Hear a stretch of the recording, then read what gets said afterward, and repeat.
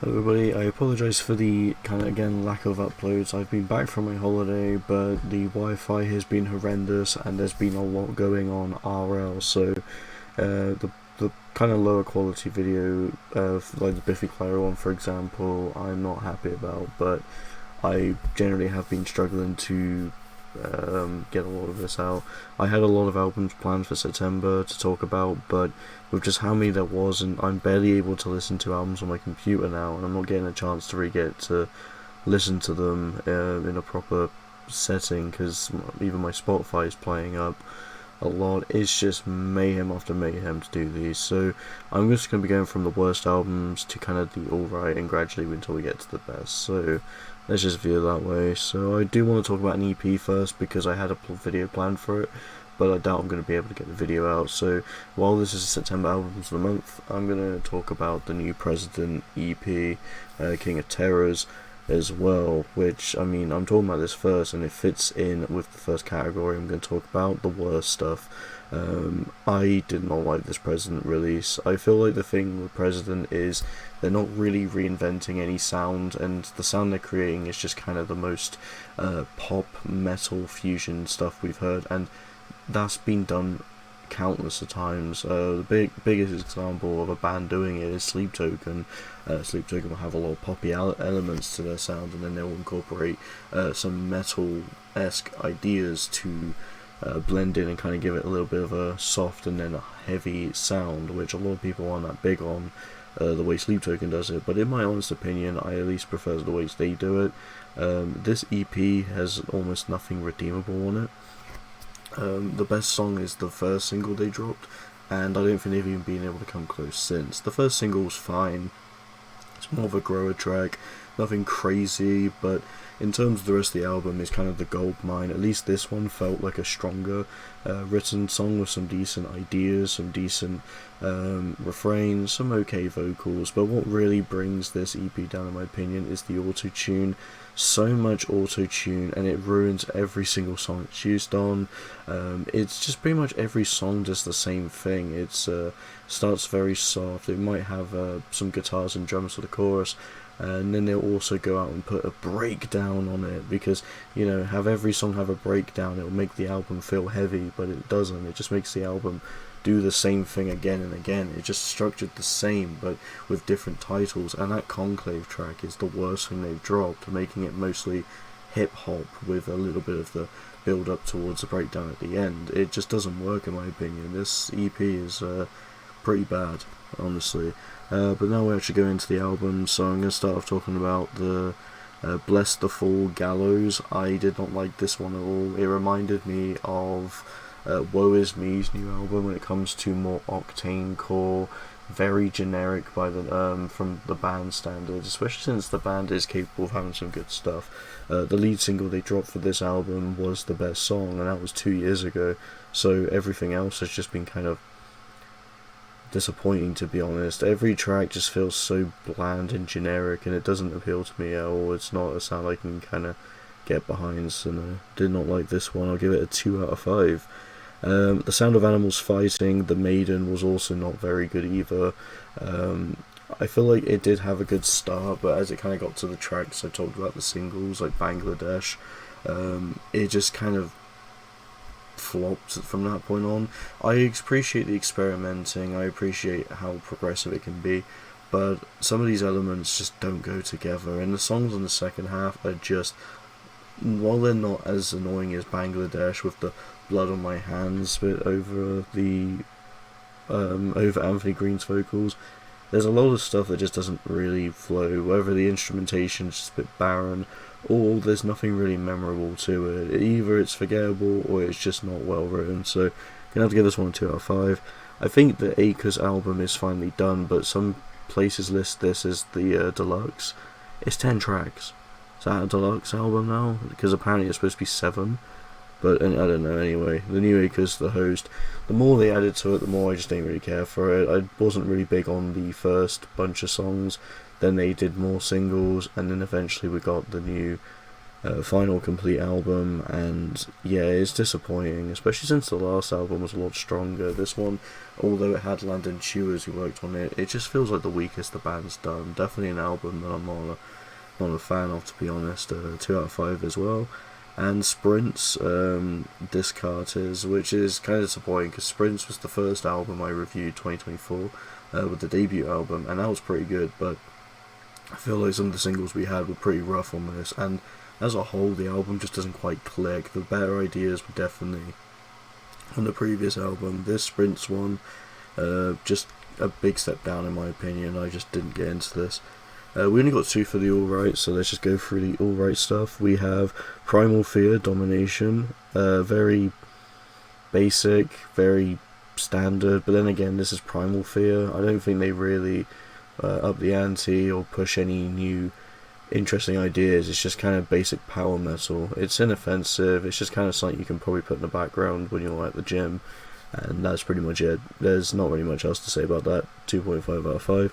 And I Prevail, Violent Nature. I had a feeling I wouldn't like this one just because I liked a few of the singles, but the more I heard of the album I didn't really get into it. But thankfully half the songs are decent, and I'd say as a whole the album's not bad at all, so decent album. I feel like for I Prevail, it might be it might be better than the last couple albums in my opinion. I'm not the biggest fan of them, but yeah, I still feel it's not quite a concrete listen, and some of the ideas we've heard have been done better by other bands, like the Annihilate Me track. So yeah, 2.5 out of 5. Finally, we're in the best albums of the month, and we got a lot to talk about. And I would have probably added more, but as I said, I've only had time to talk about what I have. So we'll go through the 3 out of 5 stuff and then get to the 3.5. So Amorphis, Borderland. Yeah, this is a good kind of nice progressive metal-y sort of album. I feel that this isn't quite their strongest stuff from what I've heard of Amorphis, but I do think it has got some great tracks. The first track is let alone the highlight, but when it gets to the Bones track, the second one, it kind of fluctuates. I feel like you get some good songs and then intertwining with just some weaker written songs, but as a whole, instrumentally I quite like it. It's definitely got some good ideas to it. Maruja, Pain to Power, which has been absolutely universally praised, and right now on Album of the Year page, it is the #1 album of this year, and it's already in the top 200 albums of all time. I absolutely don't agree with the position of it. It's by far not even close to some of the best albums of the year, or best albums of all time for that matter. I understand what they're going for here, but I mean, it's got a bit of corny lyrics, which first of all takes a bit away from it, but not really something I demote it for. It's up to mainly the sound, and frankly even the lyrics aren't that bad. I just feel like it can be corny at times. The instrumentation's actually quite interesting, and I do like the production on it. It kind of reminds me of a more artistic, experimental Rage Against the Machine, but my biggest down point with it, that I just don't understand how people don't get annoyed by it, is the saxophone. Like, I like the idea they use saxophone, but the way it's used is just droning in your ear again and again and again, and it just kind of takes away from some of the songs. Like, the shorter songs are definitely better because there's less of it, but having a 9-minute track of just this saxophone in your ear, it's more distracting if anything. But people seeing this in the same light as something like Black Country New Roads, which they can do weird, zany, experimental stuff with like saxophones and whatnot, and it would be universally beloved. I feel like it's just kind of, I'm not seeing it. I feel like I just kind of have to be like one of these higher educated critics to be able to really see the sophisticated aspects to it. But I think it's good. I still think it's a good album, but one of the best, I really don't see that. There's no way that this beats Death Heaven for me. Absolutely not. I just cannot see that happening. We got Villanova, Hit It. Very, very interesting. Quite different from a normal metalcore band, and I appreciate it. It's very refreshing. It's a nice little debut of theirs, and a lot of fun stuff. I think the first half is significantly got the stronger, more kind of experimented stuff, and the second half just kind of feels a bit more on the standard side, but I like it nonetheless. Nicolas Cage Fighter, I Watched You Burn. I like the previous album they did, and this one is a good follow-up. Not quite as good, but still enjoyable, and it does what Nicolas Cage Fighter does best. Borderline deathcore. Next we got Dying Wish, Flesh Stays Together. This is where we get to the 3.5 out of 5 tracks, so I wouldn't be putting the mark on the screen for that. Dying Wish is great in my opinion. I feel like this album has it has definitely got its own strengths compared to Symptoms of Survival, not the Yellow Family, but the biggest downflaw I'd say, or at least I give it the same rating as that album, but just kind of on a scale of it being a little weaker. Why I prefer Symptoms is because that album plays with kind of this more melodic death metal, emotionally driven guitars to the uncleans, and on here it just kind of feels like it's going for a more clunky, less experimented riffs that just kind of feel more like you'd hear on Knocked Loose, and I think that's because they have the same producer. Don't correct me if I'm wrong on that, but this one just kind of feels a bit more like it's going for less of the emotional drive with the riffs, and even focusing more on cleaner vocals. I feel like the song structuring isn't quite as good, but still, Dying Wish follow up their best album with their slightly worst album, and it's still pretty good. We got the new Lorna Shore. I was going to review this one on its own, but I feel the Everblack Festering within me I had to talk about somewhere, and if I didn't get the time to do a separate video on it, I was going to do it here. Love this one. It's a really good Lorna Shore album. I wasn't quite sold on it through the singles, but the whole atmosphere of it just being so dark, and honestly got some pretty good grooves. Will Ramos's vocals are just as good as ever. Not as good as Pain Remains. Pain Remains is definitely more of a highlight for them, but this is still a pretty concrete listen, say the least. I just kind of wish we had a little bit more distinctiveness, because sure, you can add a little bit of the more dramatic symphonic elements to make it really stand out, but it doesn't, in my opinion. It doesn't do that at all. Silverstein, Pink Moon. I really liked some of the singles, but I was quite mixed on Drain the Blood, featuring Dayseeker. And when we finally got the album out, I feel compared to Anti-Bloom, I kind of prefer that album, because when it goes heavy, it does it in a really fun way, but it also balances kind of some of the softer stuff.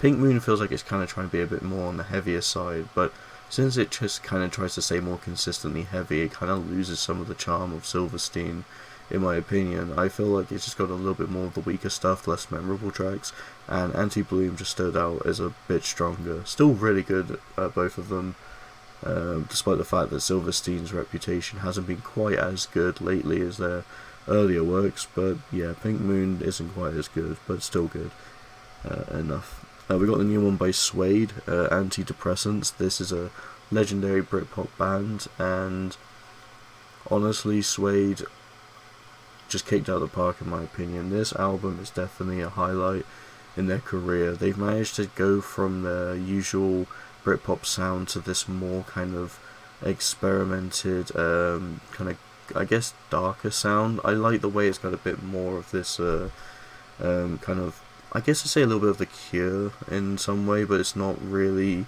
that dark. It's not really more gothic. It's got kind of the aesthetic, but it's not really fully embracing that either. It still feels like it's got a bit of the kind of dance element to it, but I quite like the direction that Suede have gone. I personally think that this is a better step from what they could be doing, especially since they kind of had a little weaker period between their classic era and the newer era. But yeah, Modern Suede has been actually really underrated, and I recommend this one.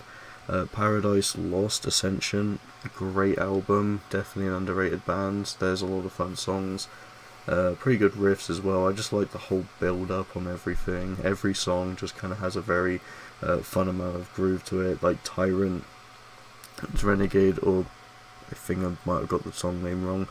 That track is great in my opinion, definitely the highlight, and there's so many good stuff as well. Paradise Lost, just like this one, nothing more to say than that. We're in the 4 out of 5s, and we've got 2 now. We're going to first talk about igorrr, Amen.